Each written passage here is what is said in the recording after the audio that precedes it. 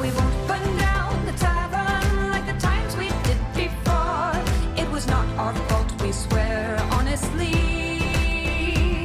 But we'll do our dance at the tavern with the bards who've traveled far, and we'll ask them of the places they've seen.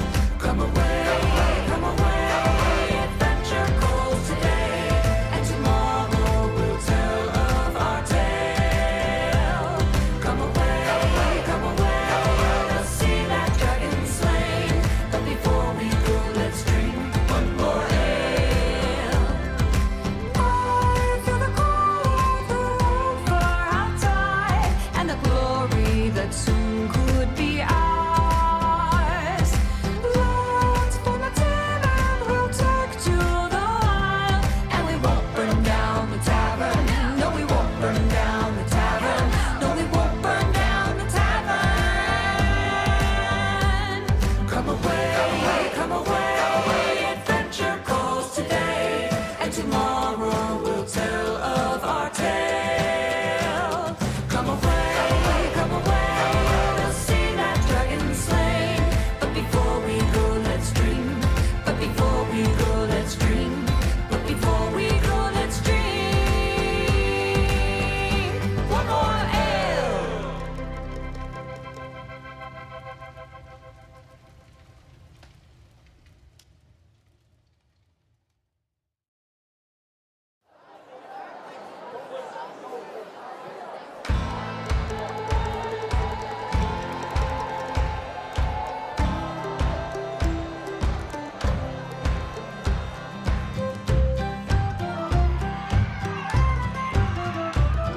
We've come on down to the tavern for trouble and for fun, and to talk about the old prophecy.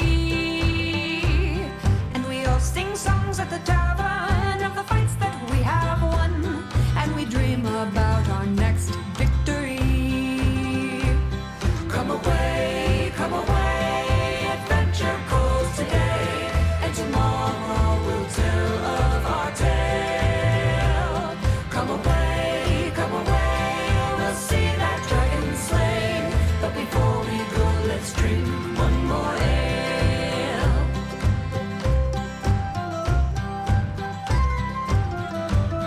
Well, we won't burn down the tavern like the times we did before. It was not our fault, we swear honestly. But we'll do our dance at the tavern with the bards who've traveled far, and we'll ask them of the places they've seen. Come away, adventure calls today, and tomorrow we'll tell of our tale. Come away, we'll see that dragon slain. But before we go, let's drink one more ale. I feel the call of the wolver outside, and the glory that soon could be ours. Let's form a team and we'll take to the wild, and we won't burn down the tavern. No, we won't burn down the tavern. No, we won't burn down the tavern. Come away, adventure calls today, and tomorrow we'll tell of our tale. Come away, we'll see that dragon slain. But before we go, let's dream. But before we go, let's dream. But before we go, let's dream. One more ale.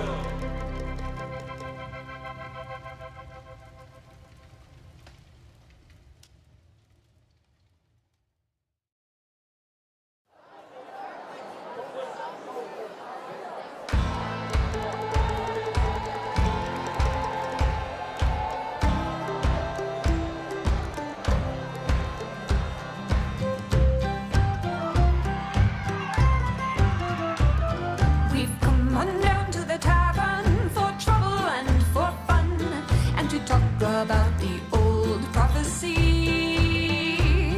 And we all sing songs at the tavern of the fights that we have won, and we dream about our next victory.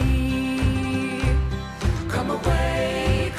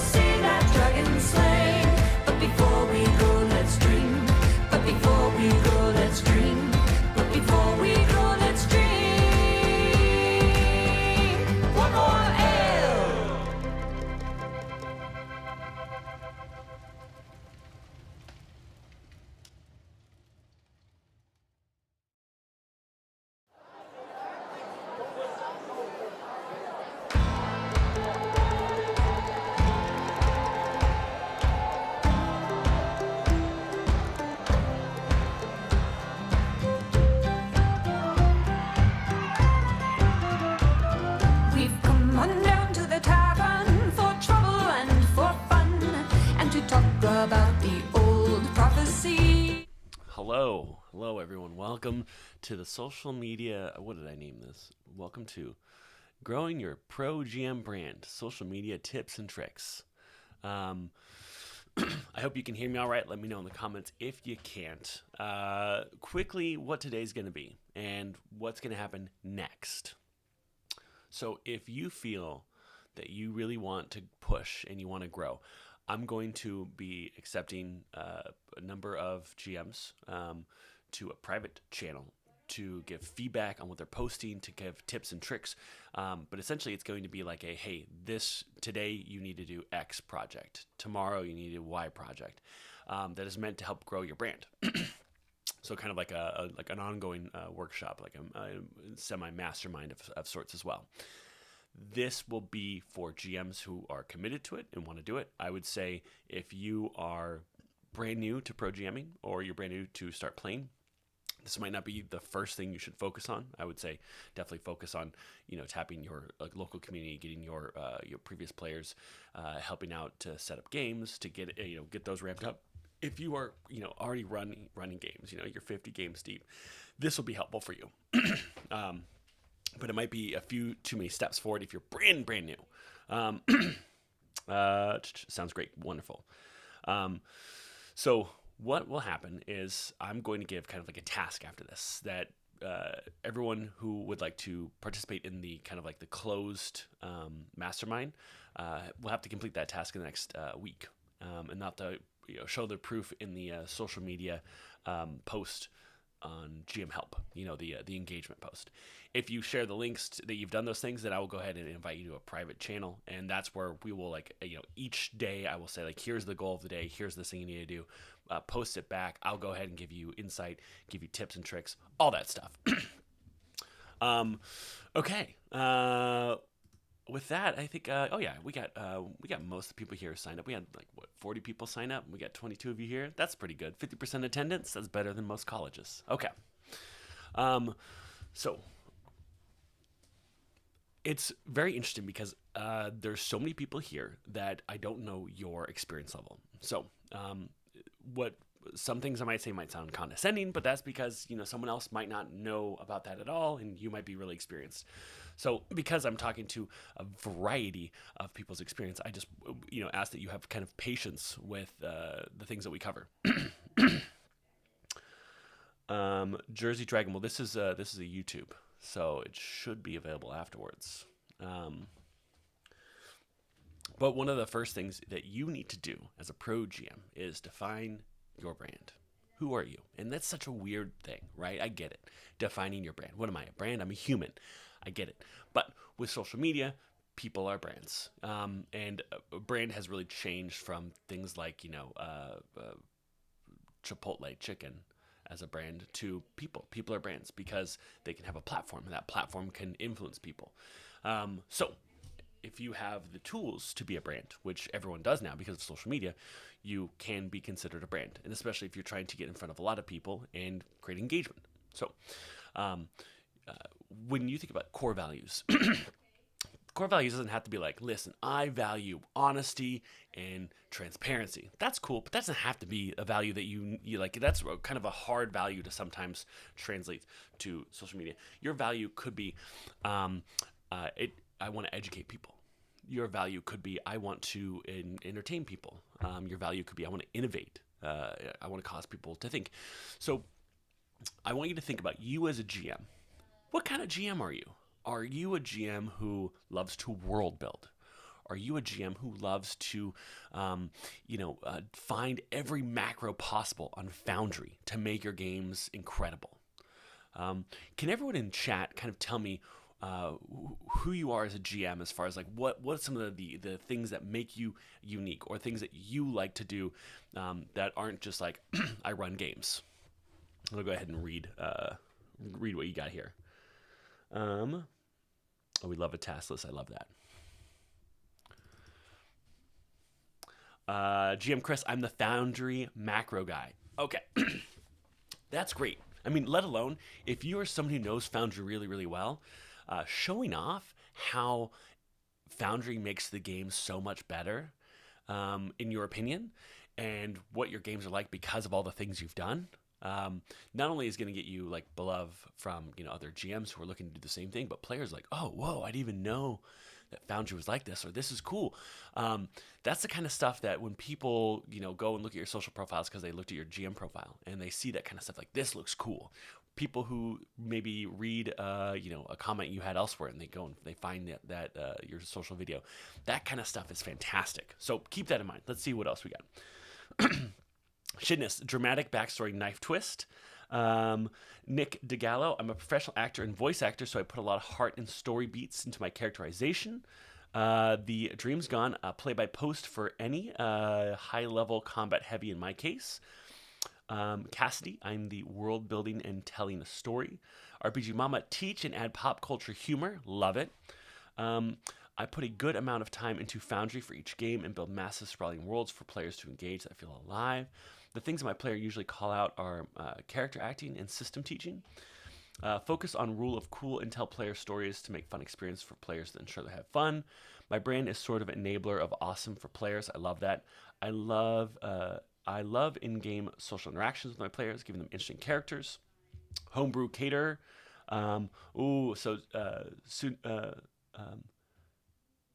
Tukashika is a homebrew caterer. That's a really unique niche. I like that. That's really cool. I do voices, I teach, and love the joy of new players' faces, leveraging everything Foundry has to offer for cinematic games. World builder, Asian aesthetic culture meets Zangy Magi tech. Cool. So this is great, team. You're definitely on the path. Start writing out. Assume everyone is ready to take notes. Start writing or typing out 3 to 5 things that you think you do incredibly, incredibly well. There's no such thing as you can do better than anyone else, because there's always someone better than you, right? A lot of times the advice in these things is like, what can you do that's better than anyone else? And then people let their imposter syndrome get ahead of them, and then they end up writing nothing. So write 3 to 5 things that you do excellently. And that could be like Foundry macros. That could be, you're a great curator of maps, right? Or you're a great soundscaper, all that stuff. And then we're also going to talk today about understanding the importance of authenticity in storytelling. So we'll get into that in a little bit as well. We've talked about a little bit about brand's core values. We want to talk about how to craft a personal and relatable brand persona. And we want to talk about building long-term trust with your audience with short-term games. And then lastly, we're going to talk about exercise where you can craft your brand's why statement. So first, building your brand DNA. This is, your brand, who you are. So thinking about what do you stand for? Identifying key principles of your brand. Now, what do you stand for is a really intense statement. What do you stand for? Well, I stand for, inclusivity. I stand for, that is okay. But wouldn't you say you want to think more about your brand as a pro GM? Like, I stand for making the game easy for new people, or I stand for making the best experience with Foundry possible. I think a little bit smaller in that case, right? You, of course, can have other values or other things you stand for in social ways, but we want to think first that is relatable to you as a GM. Now, that does work for a lot of people. It's like, I want to make a really safe, inclusive space for queer people. That's something that precisely relates to you as a pro GM. And then think about all of those things that you stand for, the things that are your brand ideas, and how they translate to a customer. So if you're like, I stand for making a welcoming game for anyone, right? And imagine if you could do nothing else, could you be just that? And that's really what helps figure out like what your core values are. So if you are a GM who's going to make a safe place for queer people, right? Or you're a GM who's going to make Foundry the best experience for a player ever, right? You're gonna use as much of that.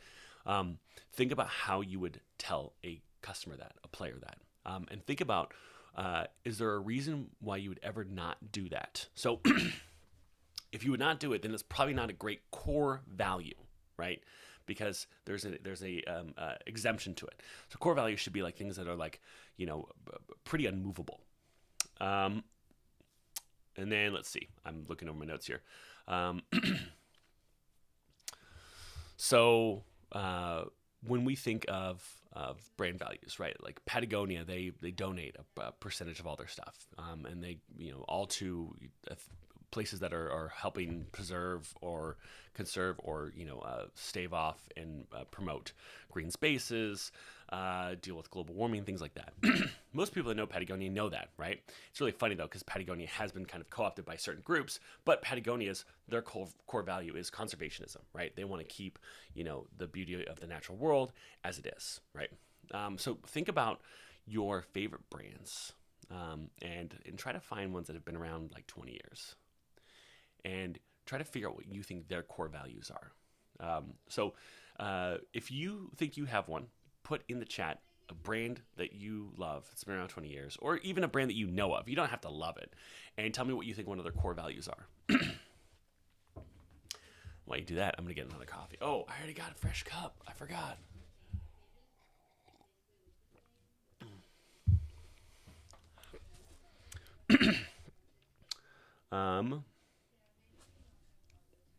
What I'll do is I'll also throw some out here. 25 brands popular with millennials. Let's see. I'm just trying to find something that'll give me a brand list. Apple. Apple. What do you think a core value of Apple is? Is it to be delightful? Is it to be simple? Is it to be elegant? Is it to provide status?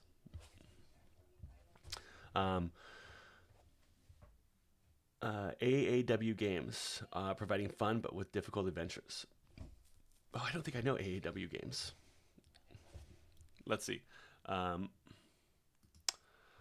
Costco. You know what's interesting? Costco's been so obsessed with keeping prices low that they actually have a rule that they can't charge more than 14% margin on any clothing. That's kind of like baked into their corporate identity.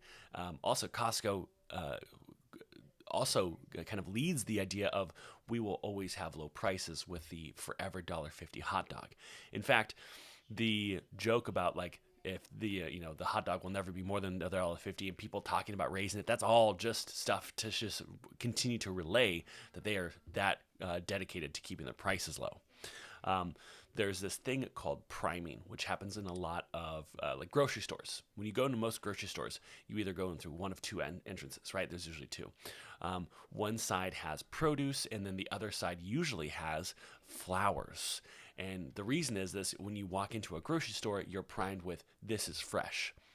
This is one of the reasons why grocery stores are designed in certain ways. If you go through a Trader Joe's where there's only one entrance, the first thing you see, flowers. The second thing you see, produce. Piper, Apple core value, making max profit through planned obsolescence. Jersey Dragon, the Costco hot dog is legitimately cheaper than making your own hot dog. Yeah, right. Odd Scroll, Apple's core value, 100% status. I'm not sure that's the core value they tell you. Larian Studios, they are very innovative with their game design, and they're trying all kinds of things to create their own video games. Yeah, Larian is very much like they're designing for themselves, right? And it just so happens that they are designing for us because we like what they're playing. So they're really kind of designing for the player. So start thinking about like, how can these translate to your own, right? Your core values. How can you actually begin to display those? So Costco can display theirs with a $1.50 hot dog. If you are the macro GM, right, then you can display that you're making the best Foundry games ever because you have videos that show how you install it, how you use it, what it does. That is then also showing that like you are a authority in that space. You are authentic because you're showing like, hey, this is how I do it. You're showing behind the screen. But we'll get into more of that in a little bit. One thing that I think is really good is if everyone go onto Instagram Reels or TikTok or YouTube Shorts and just find a few creators that you like, that you would like to be like. This kind of helps fill in the gaps when you're trying to figure out your voice online. Sometimes people, they don't know how they want to approach talking to the camera. And sometimes it's easier, especially GMs, when you can say, here's a character, try to embody that. And it kind of helps fill in the gaps. Now, your first bits of social media are going to be terrible. and you just have to keep doing it. No one's going to put out perfect when they first put out content. It's going to be something you have to build on. You start with 32 views to then 110 views to 230 views to 310 to 340 to 380 to 500. It's not something that happens overnight.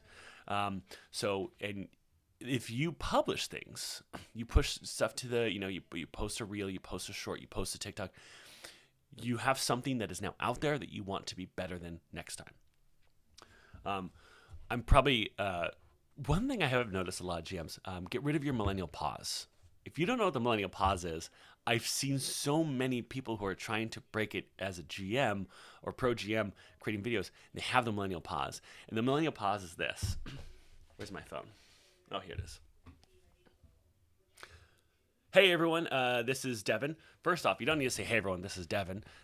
People who are scrolling, who just come across you, that means nothing to them. But that pause, and the reason why it's called the millennial pause is because when we were kids, it took a long time for the photo to actually, or to actually hit the recording to start. There was this delay. So we were kind of the delay was built in with millennials. With, what do you call them?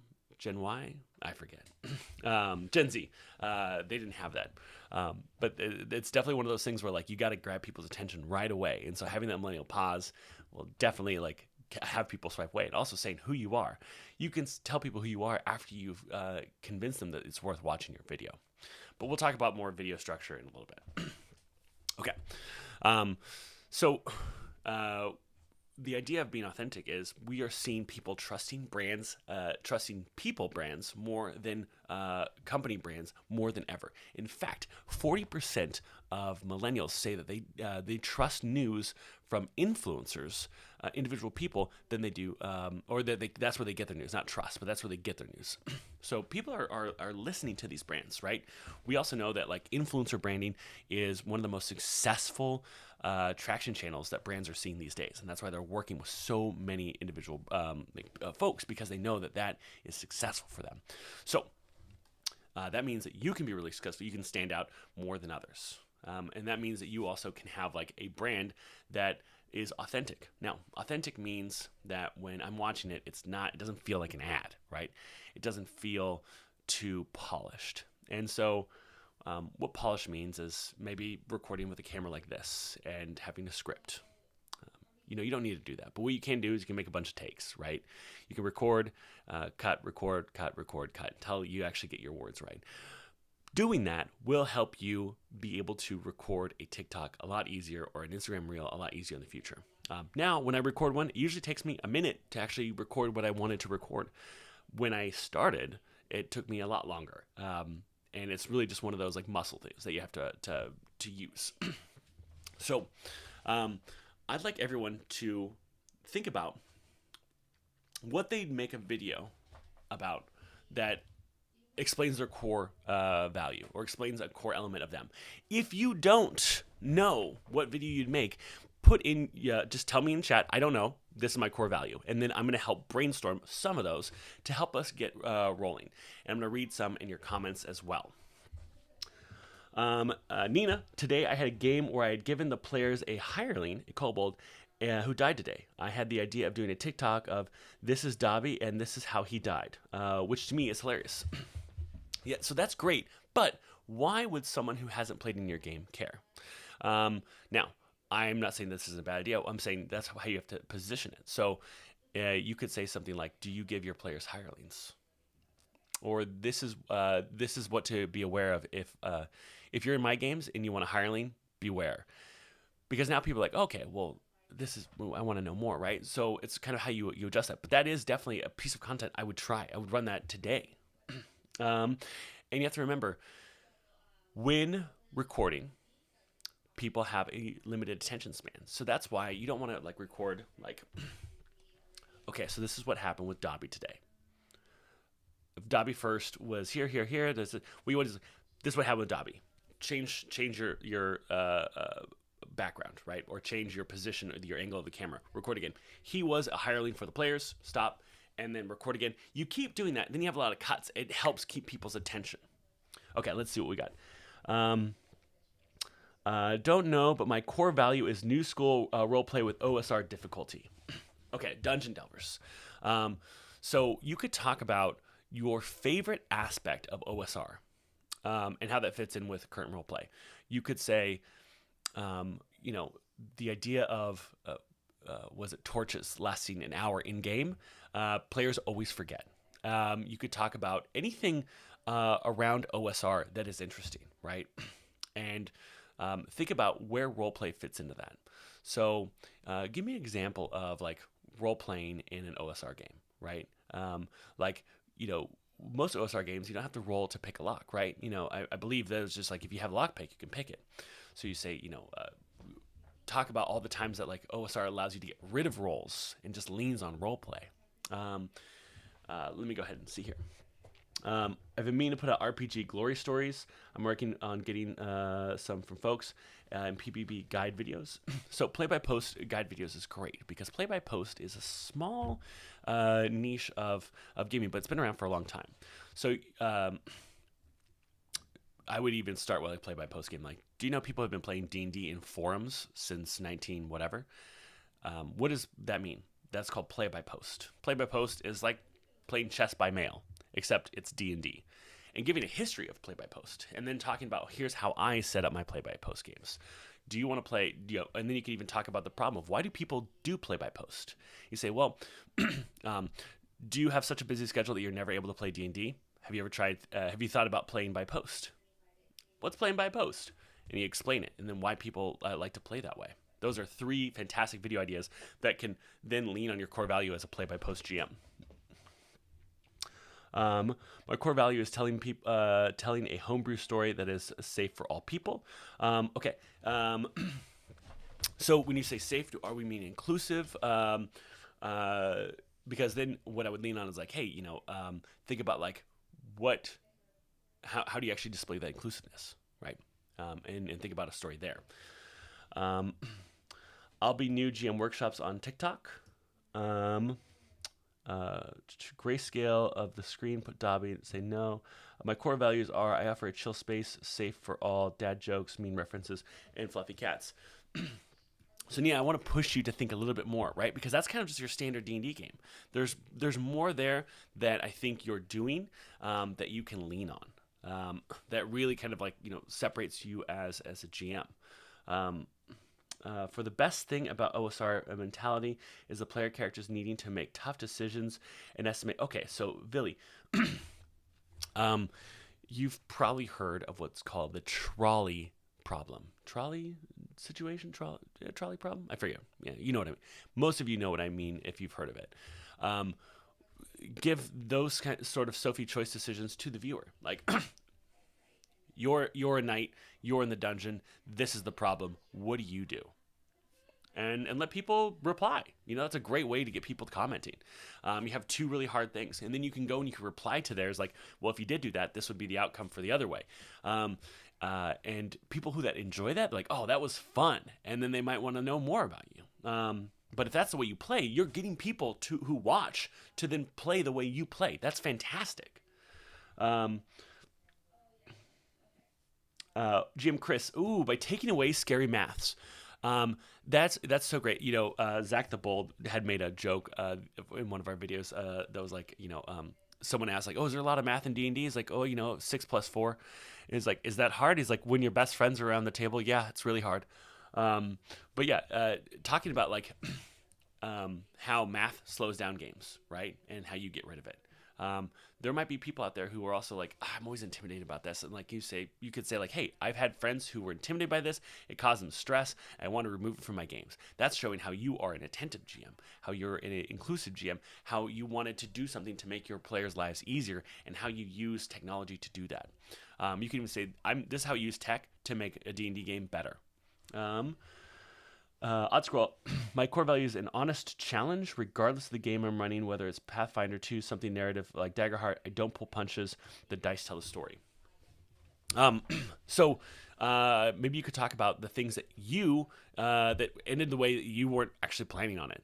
Like the dice, do go one way, and maybe even talk about how sometimes innate things, even in history, are how famous people have met their end, right? Sometimes we think about movies where like the hero can never die in a mundane way, but when we think about historical people who had these great lives, have died in a lot of mundane ways, and so people that like kind of a more of a challenge might enjoy that too, because they have to think about everything. And I would also think about like people who like a challenge. What other stuff do they like? What other games do they like to play? Who are those people like? This kind of moves on to my next part is, who is your customer? Who is your player that you want to have at your table? If your player is, like I said, like an OSR person, right? Then your content should speak to them. Think about what your player is watching, what stuff they like, what things interest them, and figure out what your core values and the stuff that you like overlap with it. So let's say maybe you are a maybe your player loves role play, right? Well, then maybe you make a video that shows your 3 different character voices, or maybe you make a video that talks about the hard decision your players had to make and they had to make it together. You want to figure out what you can make that talks about you, but it's also something that's interesting to the person who's interested in that content. So if I like bananas and you're making a video about your banana farm, I'm going to like it, right? But if I like apples and you're talking about bananas, I don't care about that, and that's fine, right? Because what do I always say? You don't want to get every player. You want to get the player that's specific for you, right? Because those players are going to retain and they're going to want to continue playing with you over and over again. If you get a player who loves crunchy combat and is very tactical in a role-play heavy combat-like game, they're not going to have fun. And so you making so clear the type of games you run and the type of GM you are in all of your videos makes it really easy for the people who want to play with you to find you. Okay. Let's go on to the next. All right. So if you want to follow along, I would say write 3 posts that or write 3 ideas that you think highlight your identity, your brand's personality. Okay. So the next thing that you can do is the hero's journey. This is a classic piece of content. The hero is the viewer. You are not the hero, right? For a lot of this, the hero is the viewer. You are the person. You are the wizard that is helping solve their problem. So, for example, start playing. We are not the hero, right? But we are the wizard that says, "Hey, have you never had a D&D game and you've always wanted to play? Here's where you can go find one. Oh, hey, have you always wanted to play Blades in the Dark, but like just nobody plays it? Guess what? There's 312 GMs that run it over here on Start Playing. Our story is we are helping a person find a game, and by that aside, we're helping them find a group of friends. We're helping them find a community. That's why our mission is to build communities through play. So think about your hero's journey. What are you helping people do? If you're helping people people who love OSR finally play Shadow Dark. If you're helping people who love to role play finally dive into their first game of Brindlewood Bay, that kind of stuff. But the big thing is you have to be authentic and vulnerable. And remember when I said find some creators that you like and try to emulate them as you figure out your own voice? Like that sounds a little bit inauthentic, but it's because you don't know who to be yet. You don't have to be the best authentic version of yourself from day one, because it's sometimes hard to figure out how to communicate that on video. So first, you have to figure out how can you just get yourself to make videos and get those videos out. And when I say videos, it's because right now, if you want to grow on social and build a brand, the best way to do that right now is short form video. The best way to do that right now is short form video. Now, there's always a chance to have a secondary thing, YouTube, being forums, things like that. But right now, if you want to grow a brand online, short form video is going to be the most successful way to do that. And most of the advice I have here will gravitate in that way.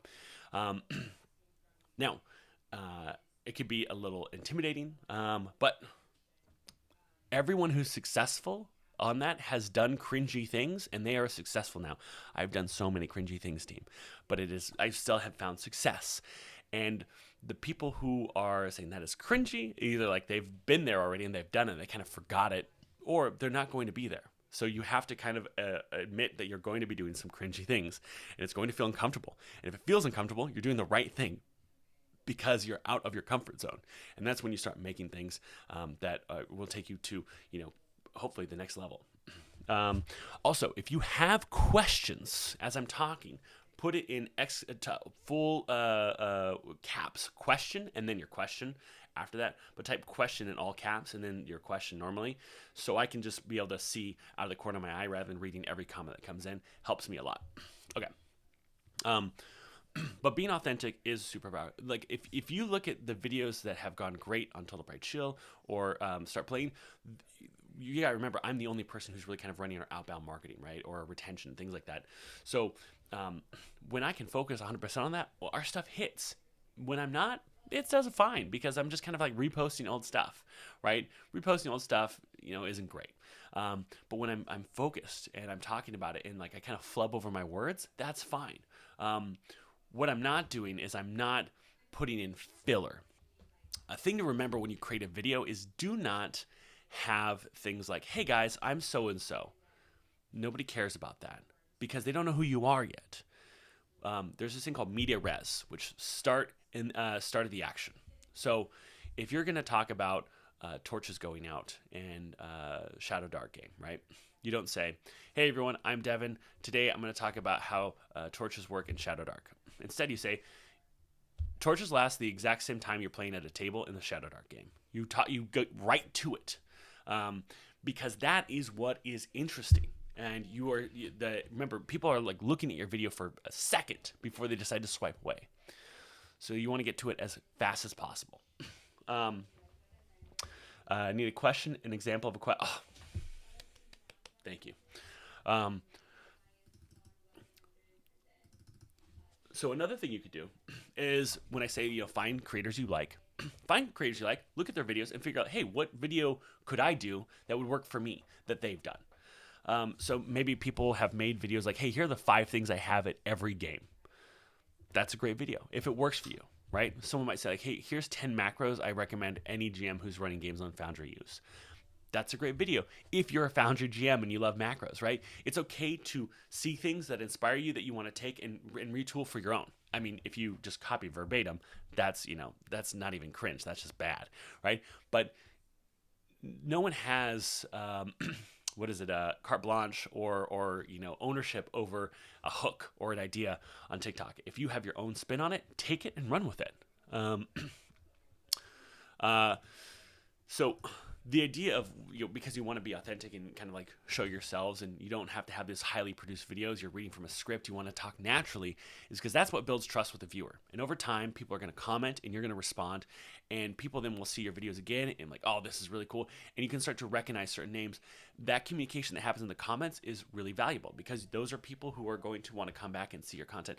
When I meet people IRL who've seen me on social, they haven't heard my podcast or YouTube. They've just seen me on social, like, oh my God, it's so cool to meet you in real life. I'm like, this is rad. This is just from short form. This is even from, the real stuff I do. And they're like, oh yeah. Actually, it was so funny. I met someone who was like, oh yeah, you sell the mats. I'm like, yeah, I do. Like, oh, that's so cool. I love it. I even got one for my GM. I'm like, oh, that's right. Yeah, like, yeah, he's a professional GM. He's on this site called Start Playing. I was like, that's me. And they're like, what? I was like, I'm one of the founders. Like, oh, what? They didn't even know that. And that's the funny thing is like, nobody will know everything about you from social, right? Maybe 1% will go deep into everything and know everything about you. But people, there's no such thing as a grid. There's no such thing as having this like curated profile anymore. Every video stands alone. And someone might know you from that and someone might not. The Mosaic Life, do you go back and delete cringe things later? You're not supposed to. I've heard from folks who are pretty well-known creators that actually hurts their distribution when they start deleting things. And you don't have to worry about this curated profile. I would delete things that like, I really wouldn't, there's not much of reasons to. Okay.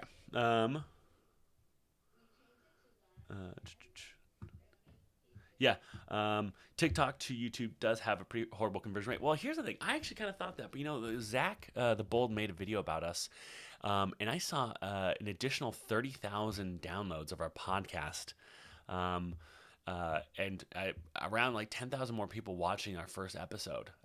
So sometimes it's bad, sometimes it's good, But I think the numbers are so big because a view is a view, right? And so, even though I've maybe gotten like a million views on my GM mats, I haven't sold a million of them, but I don't expect that. A great conversion rate is 2%, right? I didn't sell 2,000 mats, but I'm not expecting these videos to have a same conversion rate as like websites do or most e-com, right? But it does have a lower conversion rate. Okay. So there's long-term kind of content ideas to build up your base and your audience, and then there is short-term. Short-term is memes. Someone might follow you for a meme, but that will not create a long-term audience. That might get you another 100 followers. That's fine, especially when you're trying to get to that first 10,000 followers, especially on TikTok, because that unlocks a lot of things for you. That's fine to do. But I would not do it more than your content that is showing your authenticity, that's showing your brand, right? A meme is fine every now and again, but it will not build your brand. It will help increase your followers sometimes, but usually you'll get a lot of followers because it gets a lot of views. Like you might get something that gets 100,000 views and you might get 1,000 followers from that. That's still a really bad conversion rate because you might create something that's really good and people are like, oh, I want to follow more of this person because their content is informative, right? Most meme content doesn't equal follows, but it gets more follows in the sense that it gets so many views that 0.5% of follow rate is pretty high. Versus you might release a video that gets 500 views, but you might get 30 followers from it, which is a much higher follower conversion rate because they're really interested in what you're putting together. But the idea of I need to get to this number so I can start posting, links or get access to creator tools is why I say if you want to get to that really fast, you can do meme stuff, but I would do one every 5 things could be a meme, right? Okay. Let's see. Any questions? Okay. So what are you going to focus on? Do you want to focus on Shorts, Instagram, or TikTok? If you're going to join in this program, you're going to focus on just one, right? The other ones, if you want, you can repost stuff too, but we're going to focus just on one, all right? We can expand to others first, but you're all professional GMs. You're busy lives. There's a lot going on. Let's not focus on everything. Let's focus on one. So everyone put in chat what you want to focus on, Shorts, Instagram, or TikTok. And this is you kind of saying this is the one I'm going to dedicate to.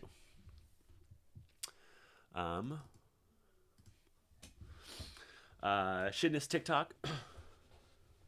Talkify. Is it Togify? If you could let me know how to say your name, because I've always wondered. Shorts is specifically to YouTube, correct? TikTok, YouTube Shorts. I focus on YouTube Shorts, TikTok, Shorts. I'm a millennial who doesn't understand TikTok, so Shorts, I suppose, which is funny because Shorts came out after TikTok. Facebook Reels, RPG Mama. I wouldn't recommend Facebook Reels. I would recommend that as a secondary. The reason why is Facebook Reels is kind of a mess right now. I would focus on Instagram Reels and then have it auto post to Facebook because they are the same platform. But you're probably going to find more success on Instagram than you will Facebook. But you obviously don't have to take that advice if you don't want to. That's just my suggestion. Instagram Shorts as second. YouTube Shorts. You say it correctly most of the time. Togify. I have an Instagram, but it's full of waffle babies. Or I really thought we've been talking about TikTok this whole time. Shorts, but I mean TikTok, Reels, and Shorts are all, same heads of are all different heads of the same dragon. Piper, please do tell what platforms to use. I have no idea. Well, it's really which one you feel the most comfortable with. TikTok is really popular, but TikTok is also heavily. It has. I think it's probably one of the more competitive ones now because it is so big. Some people are kind of unsure what's going to happen with TikTok come January. Instagram Reels I think Instagram Reels is great. I also think YouTube Shorts is great. I think TikTok is great. I like all of them, but I don't even post on all of them. I actually just like hire someone to do all of my posting, and what they're doing is they're just reposting our shows for Total Pride Show. For Start Playing, I'm just working with creators who are making content, and we are reusing that content because I just don't have the time. And that's because there are 5 departments that fall under me, and so when I do have the time, I like to focus on them. But you are focusing on one thing, and it's gonna be a lot easier to focus on that one thing once a day. So what you should think about now is, how would you tell your brand story? Like, how did you get to where you are now? How would you tell someone about your life as a pro GM and how you got there and why you're doing it? Think about that. Write that down, read it out loud, and then write it down and read it out loud again until you think it sounds really, really good. And that should be one of the first videos you post. And when we're going to get to our homework here in a second. Okay.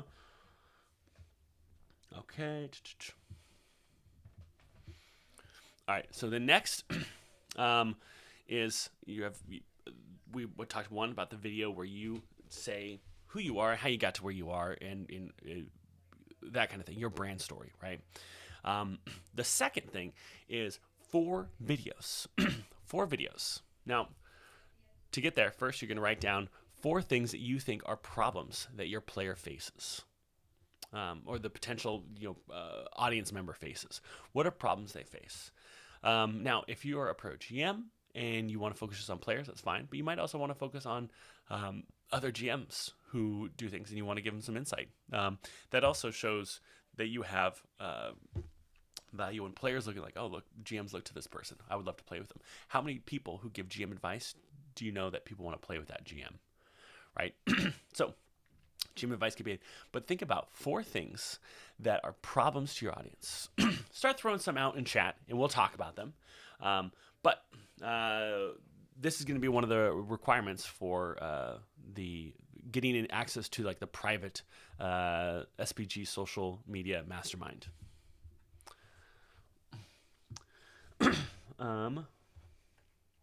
Anika DeGallo, we have, but we because we've seen such low quality in some GMs when they create their game listings, we don't want it to have be easy for low quality videos. We might actually create something where if we see enough high quality come out elsewhere, that we actually might allow the GM to have embeddable videos if they meet like a certain quality. But the thing is, we don't want bad quality stuff on the site because it's going to reflect poorly on the GM, and they might not know that. I mean, I know so many people, they post stuff in earnest and they don't realize where it's suffering. And I'll go and I'll look at their timeline, and they're not getting better. They don't seem to challenge themselves, like looking at, like, what did I not do good here? What can I change next time? Dungeon Delvers, time to play. Great problem. Great problem. I don't have enough time to play. I don't have enough to play. Is this? Put your finger down if you just want to use it. I don't have enough time to play because I work nights. I don't have enough time to play D&D because none of my friends can play at the same time I can. I don't have enough time to play D&D because I don't know what my schedule is going to be like. I don't have enough time. That's perfect. That's the great idea. Dungeon Delvers, fantastic. Finding a DM. Yep. Shinnis, how to better connect with players via roleplay. Shinnis, how to better connect with players. It's like, hey, do you want to be a better player in your D&D games, your tabletop RPG games? Ask your fellow player questions about their backstory, and don't let them know this is going to happen. What's great about this is when you're asking your fellow players questions about their backstory, who doesn't love to talk about themselves? So if you go to a player and say, like, hey, what was your town called that you came from that you're hoping to avenge? And they say, like, oh, it was Westerwan, and you're like, oh, I wasn't ready to do this entire TikTok. But think about, like, times that your players have asked other players things in the game and, like, what that resulted in it, right? Because then you're also giving player tips, which is fantastic. Let's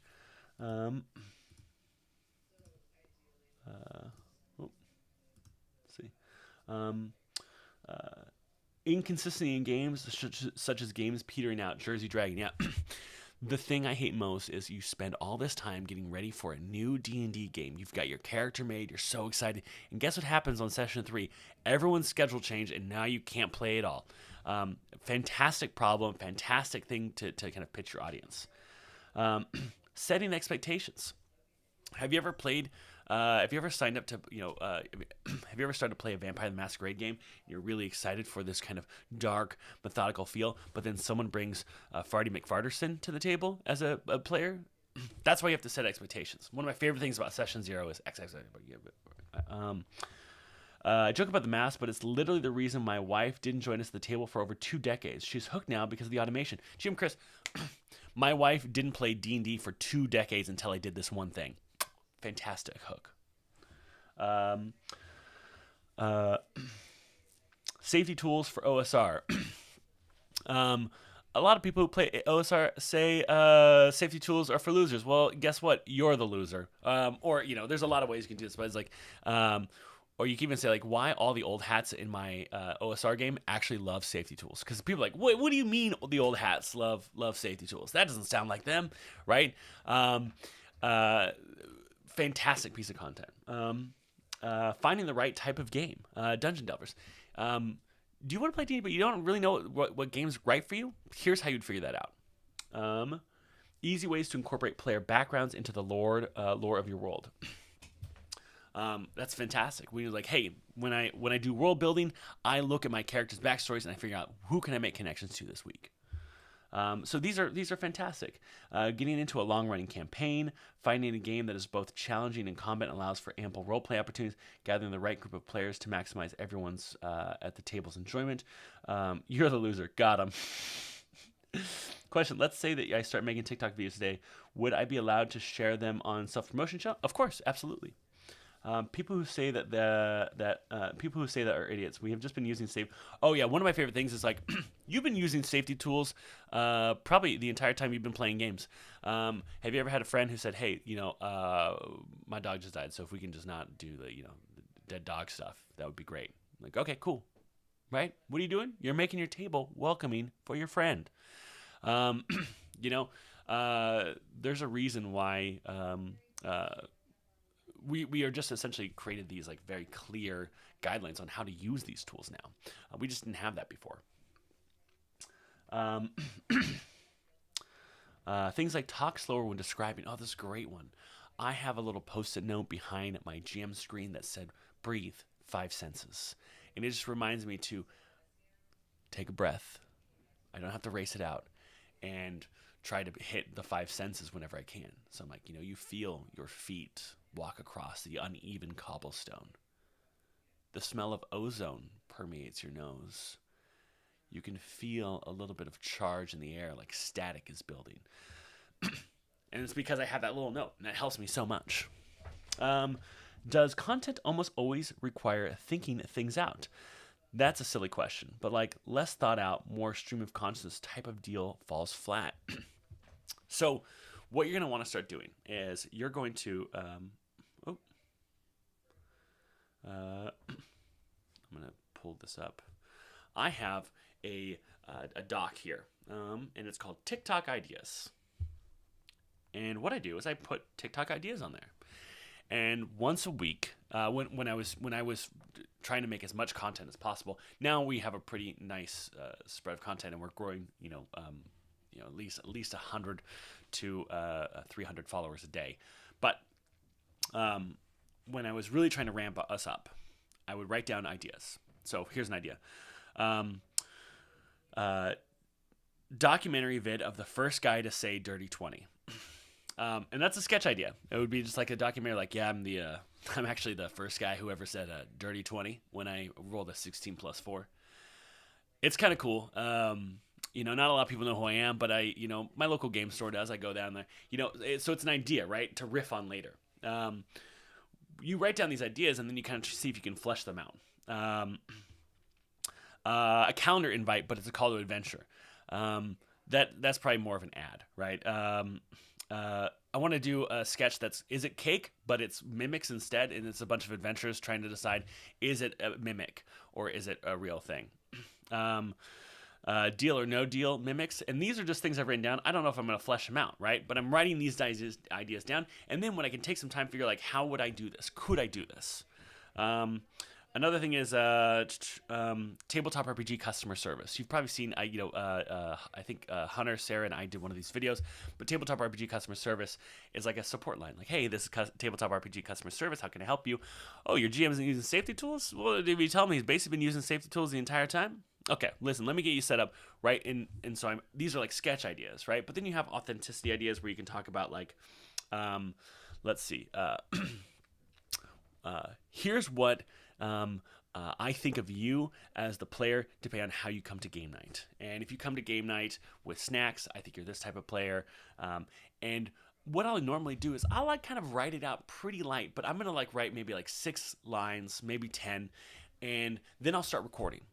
And if I don't like something, I'll stop and I'll re-record it. Stop and re-record it. I'll do that a lot, especially when I'm starting out with something that's really kind of maybe amorphous, right, or abstract.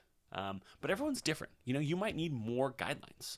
You might need to write out more of a script and kind of go over and over again. But what I will tell everyone is get CapCut. It's a great free tool to record videos on your phone that you can post to any of those platforms. CapCut is a really good editing tool that'll help you get started. You can also record from CapCut as well. And what you'll do is you record, stop, play it. Does it sound good? Cool. Record. And remember to trim out those pauses, right?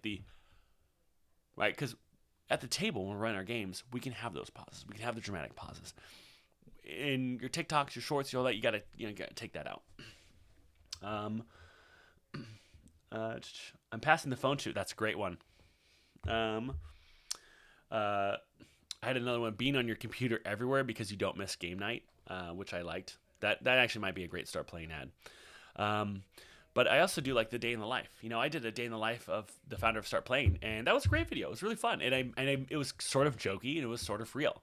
So you say that the day in the life of a professional dungeon master, professional game master. If you're a voice actor and you have that experience, like, hey, a day in the life of a professional dungeon master who's also a voice actor. Here's how I take care of my voice to be a great GM, or here's a tool that I use to improve my voice to be a great GM. That kind of stuff. Yeah, you could have like a really like DaVinci Resolve or Adobe Premiere, but that's a lot of work to edit. If it's requiring you to edit that much, then it's too highly edited, and it's gonna take too much of your time. Yeah, the idea is every video that you make starting out, make it take no more than 10 minutes to record and edit, because you just gotta start getting them out.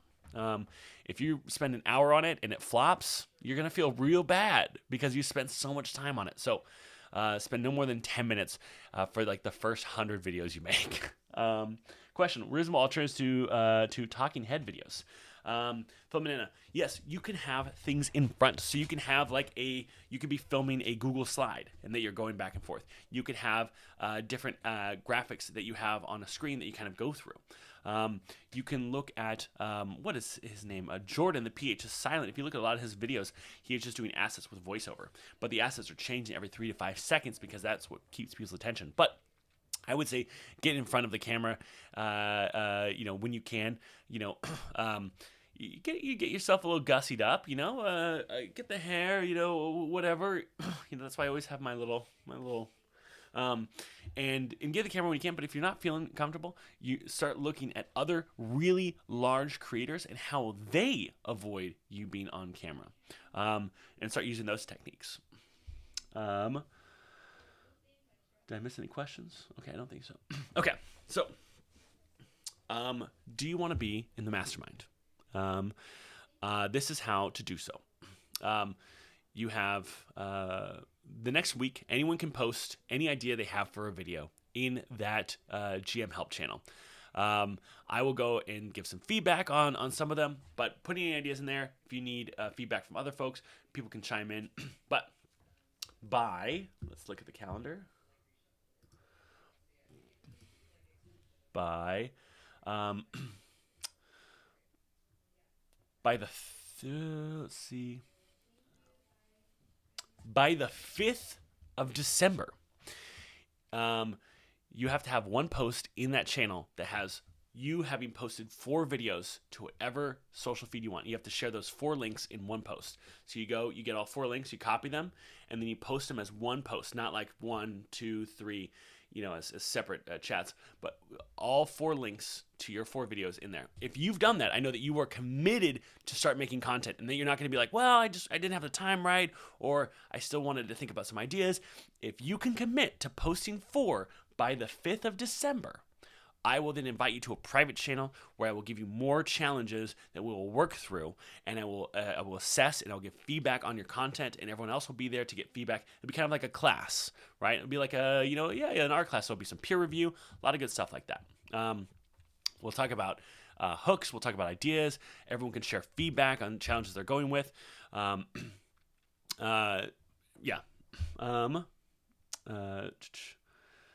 You'll post in the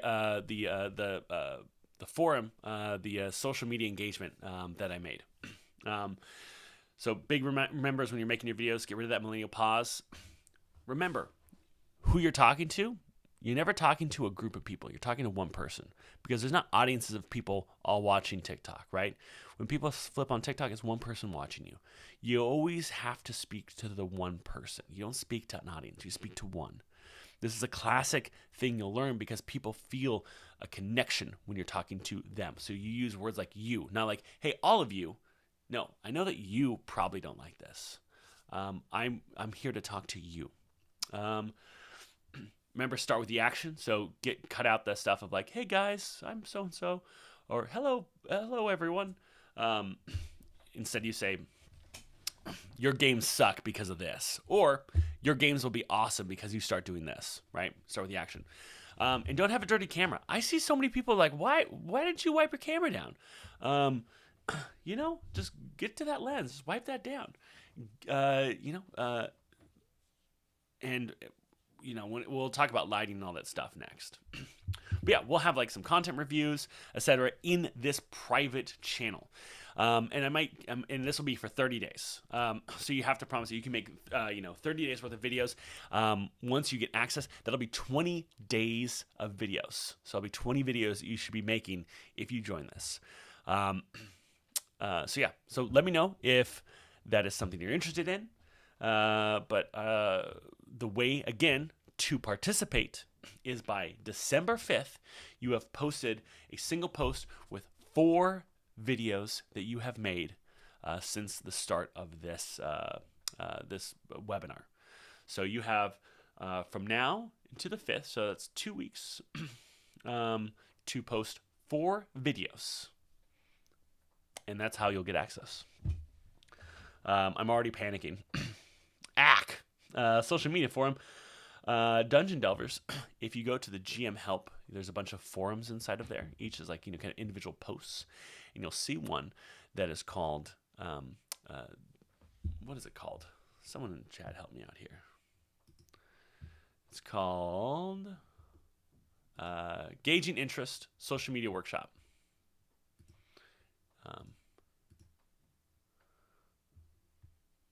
Boop, boop, boop. Go ahead.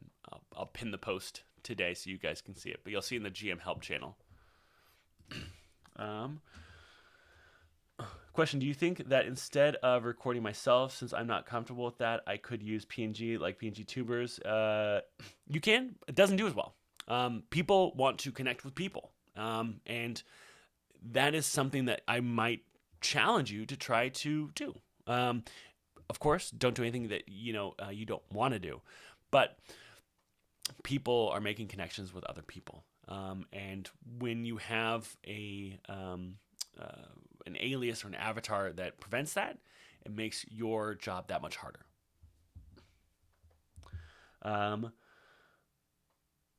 Okay, cool. I did get a little sweaty. Okay. Question, if you have an existing YouTube, would you recommend making, Talkify? It depends. Is your YouTube that you currently have, is it going to be the same content? Is that YouTube around, pro GM stuff or D&D or tabletop RPG stuff? If so, you could probably use it. If not, make a new one. Are these 4 in addition to the Tell Your Brand story video? No, you should make a Tell Your Brand. That's bonus. You'll get a bonus surprise if you do all 5. But I'm just expecting 4. Question: which channel can you clarify the mastermind participation Jersey Dragon. It is the GM Help channel, gauging interest in social media workshops. Reasonable alternatives to talking head videos. Oh, I answered that one. Okay.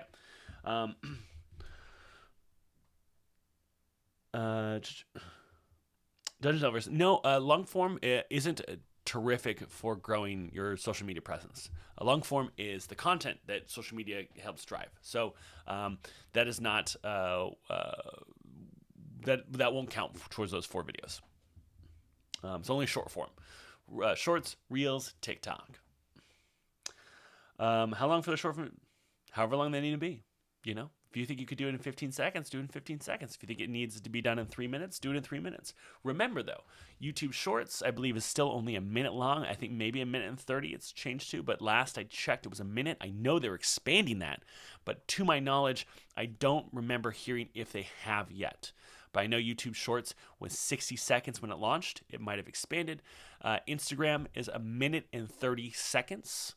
And Instagram Reels, and TikTok is up to 10 minutes for short form. You can upload up to an hour-long video, though. Or no, you can upload to 30-minute videos on TikTok. But yeah, so keep that in mind. Shorter is better overall. So don't think about the time. Think about what you need to be able to tell, and then cut out anything that is not essential to that. Because you're just starting, right? So we don't need to really focus too much on like get everything in 20 seconds. You know, that's a challenge we can talk about later. Shorts is 3 minutes now. Very cool. Dungeons Delvers. Yeah, nah, I don't. I won't need those because I'll only be giving feedback on the short form, and because long form just requires so much more of me to consume, and I just don't have that time.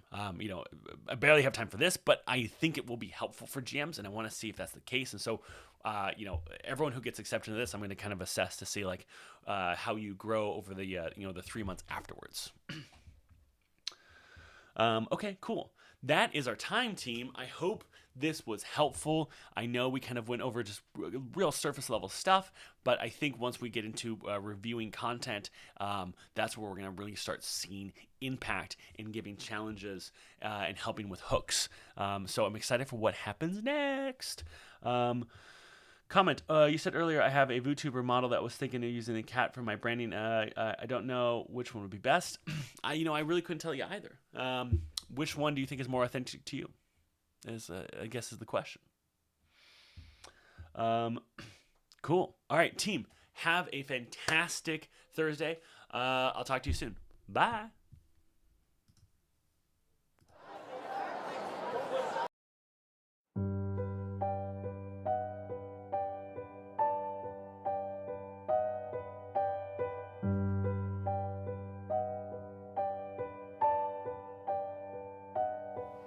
From the depths of the dungeons to the tavern brawls, save the king, killed a giant.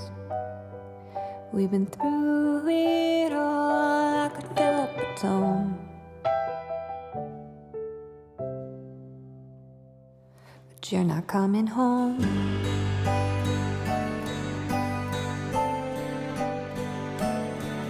Well, we all saw it happen. We're the ones you saved.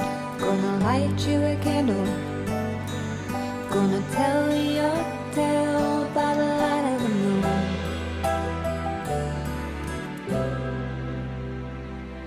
We'll remember you, dying a hero. Tried to help you with that diamond, but it wouldn't save your soul. On that fateful day, the evil wizard came. Now everybody in this realm is singing out your name. Can you hear us sitting out there in the astral plane?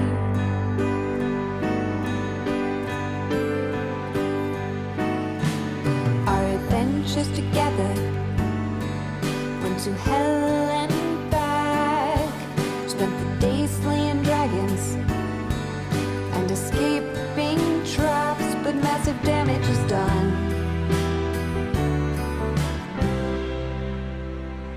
Now you're really gone.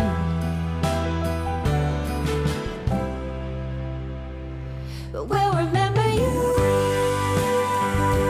dying a hero. Tried to help you with that diamond, but it wouldn't save your soul. And on that fateful day, the evil is okay. Now everybody in this realm is singing out your name. Can you hear us sitting out there in the astral plane?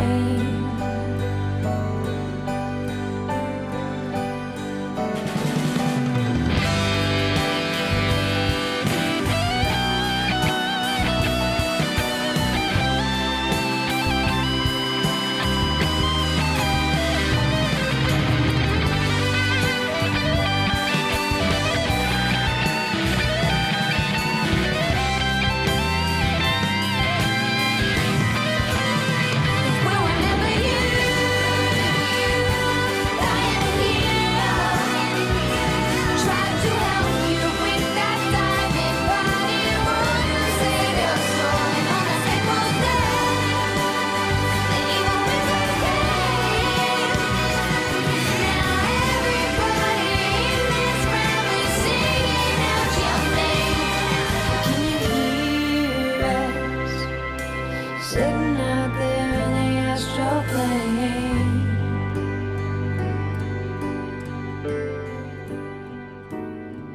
Can you hear us sitting out there in the astral plane?